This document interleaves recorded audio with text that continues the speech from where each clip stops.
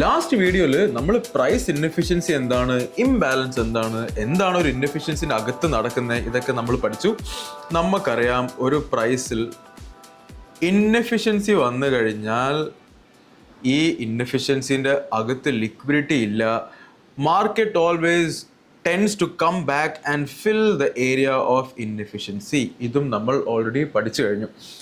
Now I'm going to introduce you all to something called demand and supply.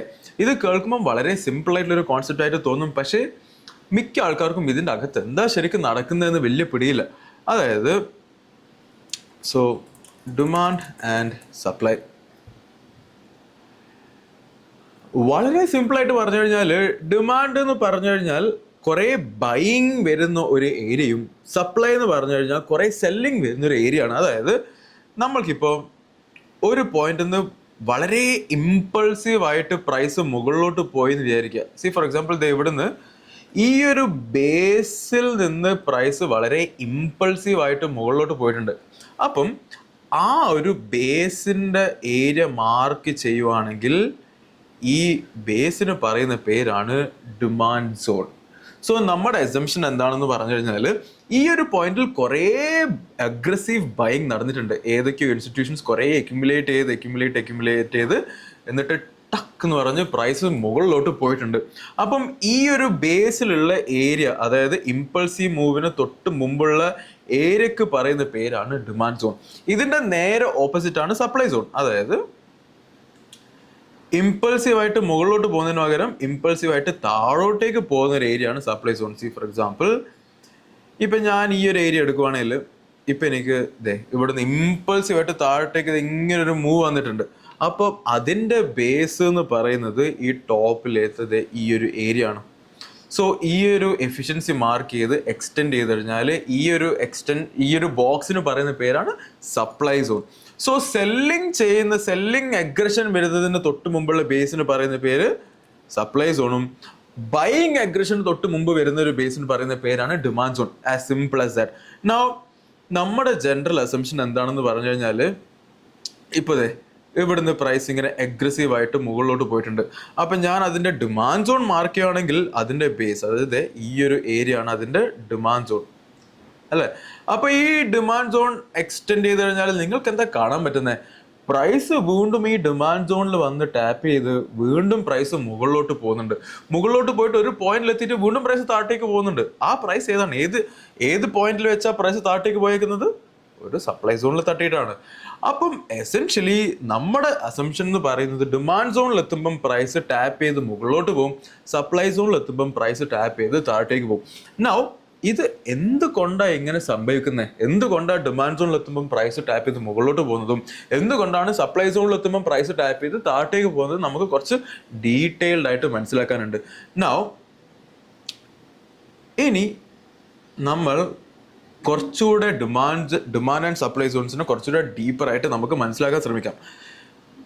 അപ്പം ഞാനൊരു institution ആണെന്ന് assume ചെയ്യുക. നമ്മൾ ഓൾറെഡി കഴിഞ്ഞ വീഡിയോസിൽ എസ്റ്റാബ്ലിഷ് ചെയ്തൊരു കാര്യമാണ്, ഇൻസ്റ്റിറ്റ്യൂഷൻസ് ആണ് പ്രൈസ് മുകളിലോട്ടും താഴേക്കും മൂവ് ചെയ്യുന്നത്, നമ്മൾ റീറ്റെയിൽ ട്രേഡേഴ്സ് അല്ല. അസ്യൂം ചെയ്യുക ഞാനൊരു ഇൻസ്റ്റിറ്റ്യൂഷൻ ആണെന്ന് അസ്യൂം ചെയ്യുക. ഫോർ എക്സാമ്പിൾ ഞാൻ LIC ആണെന്ന് അസ്യൂം ചെയ്യുക. ഓക്കെ, ഞാൻ LIC ആണ്. എൻ്റെ plan is to buy 500 crore worth of Bitcoin. ഇതാണ് എൻ്റെ പ്ലാൻ, എൻ്റെ ട്രേഡിംഗ് പ്ലാൻ. ഞാൻ LIC ഒരു ഇൻസ്റ്റിറ്റ്യൂഷൻ ആണ്. എൻ്റെ പ്ലാൻ എന്ന് പറയുന്നത് എനിക്ക് 500 കോടി വർത്ത് ഓഫ് ബിറ്റ്കോയിൻ വാങ്ങണം, റൈറ്റ്? നമുക്ക് എല്ലാവർക്കും അറിയാം, എനിക്ക് ബൈ ചെയ്യണമെങ്കിൽ എനിക്ക് സെല്ലർ വേണം. For every buyer there has to be a seller. 500 crore bitcoin വാങ്ങണമെങ്കിൽ എൻ്റെ റിക്വയർമെൻറ്റ് എന്താണ്? എനിക്ക് 500 കോടി സെല്ലേഴ്സ് വേണം, കറക്റ്റ്? അപ്പം ലെറ്റ്സ് സേ പ്രൈസ് ഇപ്പം ബിറ്റ്കോയിൻ ഇങ്ങനെ പൊയ്ക്കൊണ്ടിരിക്കുക. ഈ ഒരു പോയിന്റിൽ ഞാനിങ്ങനെ ബിറ്റ്കോയിൻ വാങ്ങി ഒരു പോയിന്റ് എത്തുമ്പോൾ എന്ത് സംഭവിച്ചു? പ്രൈസ് ബൂം എന്ന് പറഞ്ഞ് ഇൻഎഫിഷ്യൻസി ക്യാൻഡിൽ ക്രിയേറ്റ് ചെയ്തു. ഗ്രീൻ ക്യാൻഡിൽ ഒരു ഇൻഎഫിഷ്യൻസി ക്യാൻഡിൽ ക്രിയേറ്റ് ചെയ്തു, വീണ്ടും ഒരു ഇൻഎഫിഷ്യൻസി ക്യാൻഡിൽ ക്രിയേറ്റ് ചെയ്തു. എസെൻഷ്യലി ഇവിടെ ഇപ്പം എന്താ സംഭവിച്ചുകൊണ്ടിരിക്കുന്നത്? ഇവിടെ ഒരു ഡിമാൻഡ് സോൺ ക്രിയേറ്റ് ആയിട്ടുണ്ട് അല്ലേ? ഇവിടെ ഒരു ഡിമാൻഡ് സോൺ ക്രിയേറ്റ് ആയിട്ട്. ഞാൻ ഡിമാൻഡ് സോണിന് ബ്ലൂവിൽ മാർക്ക് ചെയ്യാൻ പോവാം. അപ്പം ഈ ഒരു പോയിന്റിൽ LIC ഞാൻ ഇൻസ്റ്റിറ്റ്യൂഷൻ ഞാനിങ്ങനെ ബൈ ചെയ്തു ഒരു പോയിന്റ് എത്തുമ്പം മുകളിലോട്ട് പോയി. റൈറ്റ് നൗ ഇവിടെ എന്താ ശരിക്കും നടന്നുകൊണ്ടിരിക്കുന്നത് നമുക്ക് മനസ്സിലാക്കാം. നൗ LICക്ക് 500 കോടി ബിറ്റ് കോയിൻ ആണ് വാങ്ങേണ്ടത് അല്ലേ? 500 കോടി ബിറ്റ് കോയിൻ വാങ്ങണമെങ്കിൽ 500 കോടി സെല്ലിംഗ് വേണമെന്ന് നമ്മൾ ഓൾറെഡി എസ്റ്റാബ്ലിഷ് ചെയ്ത് കഴിഞ്ഞു. സോ ലെറ്റ്സ് ഇവിടെ ഞാനിപ്പോൾ ഒരു 5 കോടി വാങ്ങി, 10 കോടി വാങ്ങി, 20 കോടി, 100 കോടി, 120 കോടി, അങ്ങനെ ഈ ഒരു പോയിന്റ് എത്തുമ്പം ഞാൻ 300 കോടി ബിറ്റ് കോയിൻ മാത്രമേ വാങ്ങാൻ, എനിക്ക് 300 കോടി ബിറ്റ് കോയിൻ മാത്രമേ വാങ്ങാൻ കഴിഞ്ഞുള്ളൂ എന്ന് വിചാരിക്കുക. കാരണം ഈ ഒരു പോയിന്റിൽ 300 കോടി സെല്ലേഴ്സ് മാത്രമേ അവൈലബിൾ ആയിട്ടുണ്ടായിരുന്നുള്ളൂ. റൈറ്റ് 500 കോടിയിൽ 300 കോടി മാത്രമേ എനിക്ക് വാങ്ങാൻ കഴിഞ്ഞുള്ളൂ. കാരണം there were only 300 crore sellers available. 500 കോടി സെല്ലേഴ്സ് ഉണ്ടെങ്കിൽ ഞാൻ 500 കോടി വാങ്ങിച്ചേനെ.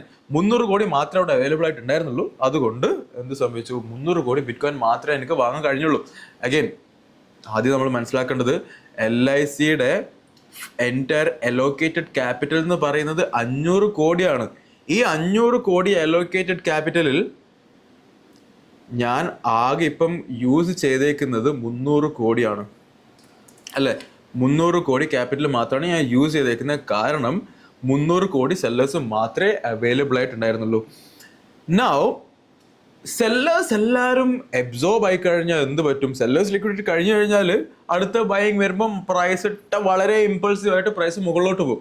അപ്പോൾ അങ്ങനെ പ്രൈസ് മുകളിലോട്ട് പോയി എന്ന് വിചാരിക്കുക. കറക്റ്റ്. ഇനി ശ്രദ്ധിച്ച് കേൾക്കണം. ഇനി ഞാൻ വേറൊരു ഇൻസ്റ്റിറ്റ്യൂഷനെ ഇൻട്രൊഡ്യൂസ് ചെയ്യാൻ പോവാം. ആ ഇൻസ്റ്റിറ്റ്യൂഷനാണ് LIC അല്ല, let's say JP Morgan. So JP Morgan എന്താ ചെയ്യുന്നത്? JP Morgan ഇവിടെ സെല് ചെയ്യണം. ഞാൻ LIC ആയിരുന്നു, LIC ഇവിടെ ബൈ ചെയ്തു, JP Morgan അവിടെ സെല് ചെയ്യണം. അപ്പം JP Morgan എന്ത് ചെയ്യും? ലെറ്റ്സ് സേ JP Morganന്റെ അലോക്കേറ്റഡ് ക്യാപിറ്റലും 500 കോടിയാണെന്ന് അസ്യൂം ചെയ്യാം. 500 കോടി JP Morganനും ഉണ്ട്. സോ LICക്ക് 500 കോടിയിൽ 300 കോടി ഓൾറെഡി യൂസ് ചെയ്തു. ഇനി LICയുടെ കയ്യിൽ റിമൈനിങ് ആയിട്ട് എത്ര കോടി അലോക്കേറ്റഡ് ക്യാപിറ്റലാണ് ബാക്കിയുള്ളത്? 200 കോടിയുമാണ് ബാക്കിയുള്ളത്. അത് keep that in your mind. Okay. ഇനി JP Morgan എന്ത് ചെയ്തു? JP Morganന് 500 കോടി സെല് ചെയ്യണം. അപ്പം JP Morgan ഇവിടെ സെല് ചെയ്യാൻ സ്റ്റാർട്ട് ചെയ്തു എന്ന് വിചാരിക്കുക.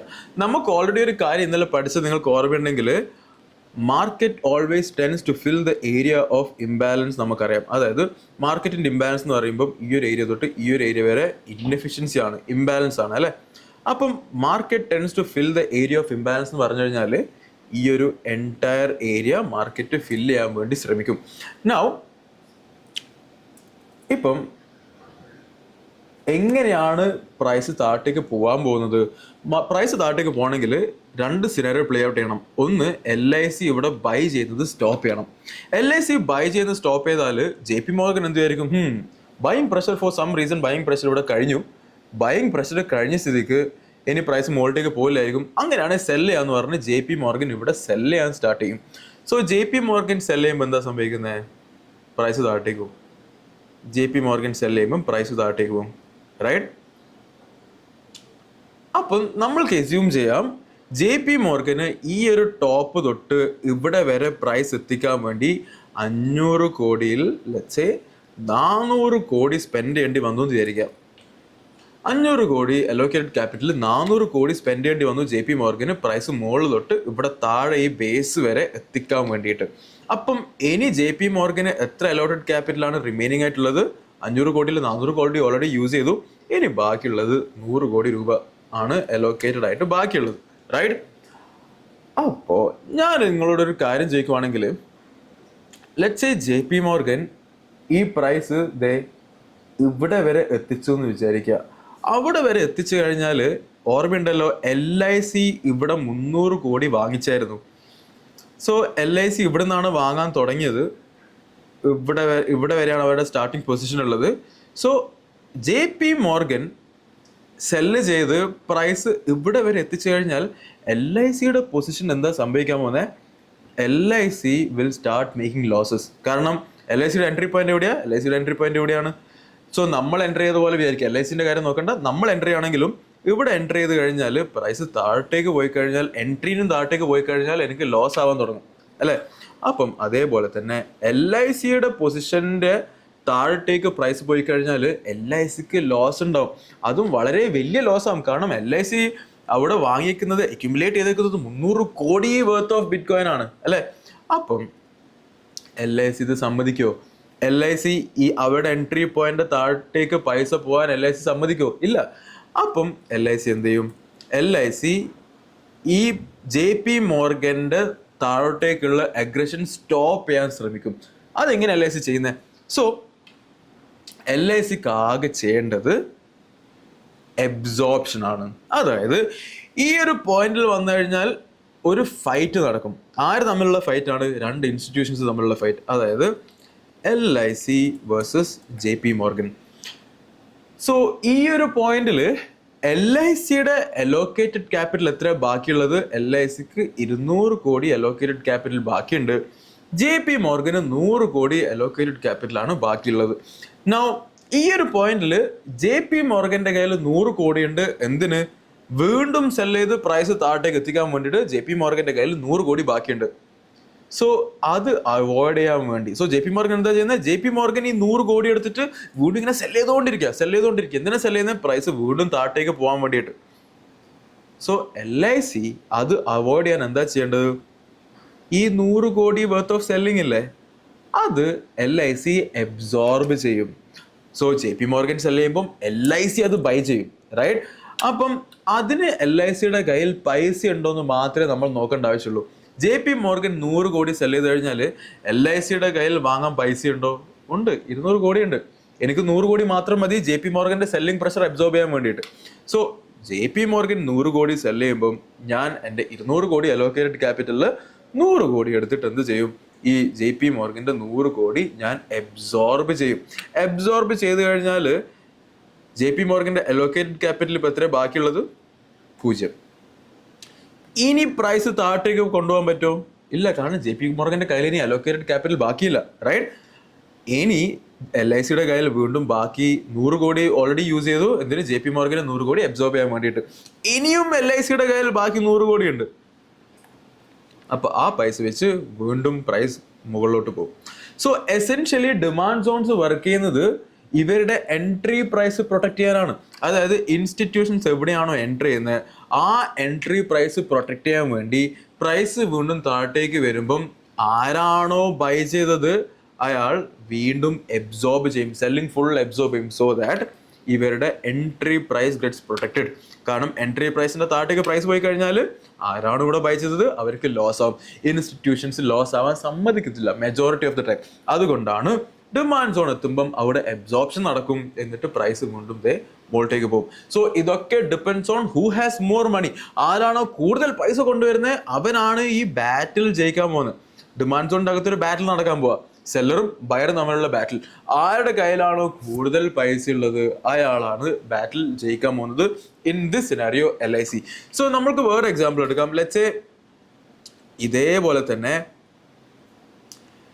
JP മോർഗന്റെ അലോക്കേറ്റഡ് ക്യാപിറ്റൽ 500 കോടിയല്ല 1000 കോടിയാണെന്ന് അസ്യൂം ചെയ്യാം. JP മോർഗന്റെ അലോക്കേറ്റഡ് ക്യാപിറ്റൽ 1000 കോടിയാണെന്ന് അസ്യൂം ചെയ്യുക. സോ JP മോർഗൻ എന്താ ചെയ്തത്? 1000 കോടിയിൽ 400 കോടി സ്പെൻഡ് ചെയ്തു. എന്തിനു വേണ്ടിയിട്ട്? പ്രൈസ് ഇവിടെ നിന്ന് താഴെ വരെ എത്തിക്കാൻ വേണ്ടി 400 കോടി സ്പെൻഡ് ചെയ്തു. സോ അലോക്കേറ്റഡ് ക്യാപിറ്റൽ എത്രയാണ് JP മോർഗന് ബാക്കിയുള്ളത്? 100 കോടിയാണോ? അല്ല, 1000 കോടിയിൽ നിന്ന് 400 കോടി മാത്രമേ ഞാൻ യൂസ് ചെയ്തിട്ടുള്ളൂ. വിച്ച് മീൻസ് എനിക്ക് 600 കോടി അലോക്കേറ്റഡ് ക്യാപിറ്റൽ ഇനിയും ബാക്കിയുണ്ട്. 600 കോടി അലോക്കേറ്റഡ് ക്യാപിറ്റൽ ഇനിയും ബാക്കിയുണ്ട്. സോ വീണ്ടും പ്രൈസ് താഴെ എത്തി, ഡിമാൻഡ് സോണിൽ ഒരു ബാറ്റിൽ നടക്കാൻ പോവാ, LIC versus JP Morgan's allocated capital. ഈ ബാറ്റിൽ ആര് ജയിക്കും? JP മോർഗൻ ജയിക്കും. കാരണം JP മോർഗന് കൂടുതൽ അലോക്കേറ്റഡ് ക്യാപിറ്റൽ ഉണ്ട്. സോ LIC മാക്സിമം ട്രൈ ചെയ്യും. അതായത് ഈ 600 കോടിയിൽ 200 കോടി worth of selling LIC absorb ചെയ്യും അവരുടെ എൻട്രി പ്രൈസ് പ്രൊട്ടക്ട് ചെയ്യാൻ വേണ്ടിയിട്ട്. സോ 600ൽ 200 കോടി സെല്ലിംഗ് അബ്സോർബ് ചെയ്ത് കഴിഞ്ഞാലും ബാക്കി 400 കോടി വീണ്ടും JP മോർഗന്റെ കയ്യിൽ കിടക്കുവാണ്. അപ്പം ഈ 400 കോടി വെച്ചിട്ട് JP മോർഗൻ എന്ത് ചെയ്യും? പ്രൈസ് താഴത്തേക്ക് പുഷ് ചെയ്യും. അപ്പം LICക്ക് ലോസ് ഉണ്ടാവാൻ തുടങ്ങും, which is very normal, right? So end of the day ആരാണോ കൂടുതൽ മണി പവർ കൊണ്ടുവരുന്നത് അവരാണ് ഈ ഡിമാൻഡ് സോൺ അല്ലെങ്കിൽ സപ്ലൈ സോണിൻ്റെ അകത്തുള്ള ബാറ്റിൽ ജയിക്കാൻ പോകുന്നത്. നൗ ഈ സെയിം സാധനത്തിൻ്റെ ഉൾട്ടയാണ് സപ്ലൈ സോൺ. അതായത് ലെറ്റ്സ് സേ ഇവിടെ ഇങ്ങനെ ഒരു ഡിസ്ട്രിബ്യൂഷൻ നടക്കുവാണ്, സെല്ലിംഗ് നടക്കുവാണ്, എന്നിട്ട് പ്രൈസ് ഇമ്പൾസീവ്ലി താഴേക്ക് പോകുന്നു വിചാരിച്ചോ. റെഡ് ക്യാൻഡിൽ ആണെന്ന് വിചാരിച്ചോ. Red candle. അപ്പം ഈ ബേസിനെ നമ്മൾ എന്ത് ചെയ്യും? സപ്ലൈ സോൺ എന്ന് വിളിക്കും. ഞാൻ വേണമെങ്കിൽ കളർ മാറ്റാം. സോ ഈ ഒരു ബേസാണ് നമ്മുടെ സപ്ലൈ സോൺ. സോ എസെൻഷ്യലി ഇവിടെ എന്താ സംഭവിക്കുന്നത്? ഏതോ ഒരു ഇൻസ്റ്റിറ്റ്യൂഷൻ, ലെറ്റ്സ് സേ LIC, ഏതെങ്കിലും ഇൻസ്റ്റിറ്റ്യൂഷൻ ഇവിടെ കുറേ സെൽ ചെയ്തിട്ടുണ്ട്. കുറേ സെൽ ചെയ്തു. ലിക്വിഡിറ്റി കഴിഞ്ഞപ്പോൾ ഇൻഎഫിഷ്യൻസി ക്രിയേറ്റ് ആയി. റൈറ്റ്? ലിക്വിഡിറ്റി എല്ലാം അബ്സോർബ് ആയി കഴിഞ്ഞപ്പോൾ എന്ത് സംഭവിച്ചു? ഇൻഎഫിഷ്യൻസി ക്രിയേറ്റ് ആയി, ഇംബാലൻസ് ക്രിയേറ്റ് ആയി. സോ അടുത്തൊരു ഇൻസ്റ്റിറ്റ്യൂഷൻ ഇവിടെ വന്ന് ബൈ ചെയ്യും. പ്രൈസ് മുകളിലേക്ക് സപ്ലൈ സോണിലേക്ക് എത്തിക്കും. ഇവിടെ എന്താ നടക്കുന്നത്? ബാറ്റിൽ. എന്തുകൊണ്ടാ? ഇവിടെ ആരാണോ സെൽ ചെയ്തത് അവരുടെ എൻട്രി പ്രൈസ് പ്രൊട്ടക്ട് ചെയ്യാൻ ശ്രമിക്കും. അതായത് പ്രൈസ് അവരുടെ എൻട്രി പ്രൈസിന് മുകളിലോട്ടേക്ക് പോയി കഴിഞ്ഞാൽ ഇവിടെ ആരാണോ സെൽ ചെയ്തത് അവരിവിടെ ലോസ് അടിക്കാൻ തുടങ്ങും. അപ്പോൾ അത് അവോയ്ഡ് ചെയ്യാൻ വേണ്ടിയിട്ട് ഇത്രയും സെല്ല് ചെയ്ത സ്ഥിതിക്ക് അവരുടെ എൻട്രി പ്രൈസ് ഇവർ പ്രൊട്ടക്ട് ചെയ്യും.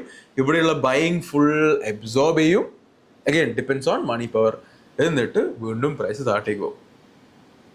ഇതാണ് എസെൻഷ്യലി ഒരു ഡിമാൻഡ് സോണിലും സപ്ലൈ സോണിലും നടക്കുന്നത്. സോ ഇപ്പം നമ്മൾ ബിറ്റ് കോയിൻ എടുക്കുവാണെങ്കിൽ ഈ ഒരു ഡിമാൻഡ് സോൺ മാർക്ക് ചെയ്യുകയാണെങ്കിൽ, ഇപ്പം ഞാൻ കളർ മാറ്റി ബ്ലൂ ആക്കാം. ഇതൊരു ഡിമാൻഡ് സോണാണ്. ഈ ഡിമാൻഡ് സോണിൽ എനിക്കറിയാം ഏതോ ഒരു ഇൻസ്റ്റിറ്റ്യൂഷൻ ഓൾറെഡി ഇവിടെ കുറേ ബൈയിങ് ചെയ്തിട്ടുണ്ട്. ബൈയിങ് ചെയ്ത സ്ഥിതിക്ക് അടുത്ത പ്രാവശ്യം പ്രൈസ് താഴേക്ക് പോകുമ്പം ഇവിടെ ആരാണോ ബൈ ചെയ്തത് ആ ബയർ അവരുടെ എൻട്രി പോയിന്റ്, അതായത് ഇവിടെ ഈ എൻട്രി പോയിന്റ് പ്രൊട്ടക്ട് ചെയ്യാൻ അവർ ശ്രമിക്കും. എന്നിട്ട് ഇവിടെ താഴേക്ക് വരുന്ന സെല്ലിംഗ് ഫുൾ അബ്സോർബ് ചെയ്ത് പ്രൈസ് വീണ്ടും മുകളിലോട്ട് കൊണ്ടുപോകാൻ ശ്രമിക്കും. So this is what happens inside A demand zone. ഇതേപോലെ തന്നെ ഇവിടെ ഇപ്പം സപ്ലൈ സോൺ, ഈ ഒരു സപ്ലൈ സോൺ എടുക്കുവാണെങ്കിൽ എന്താ സംഭവിക്കുന്നത്? ഞാൻ കളർ മാറ്റാം.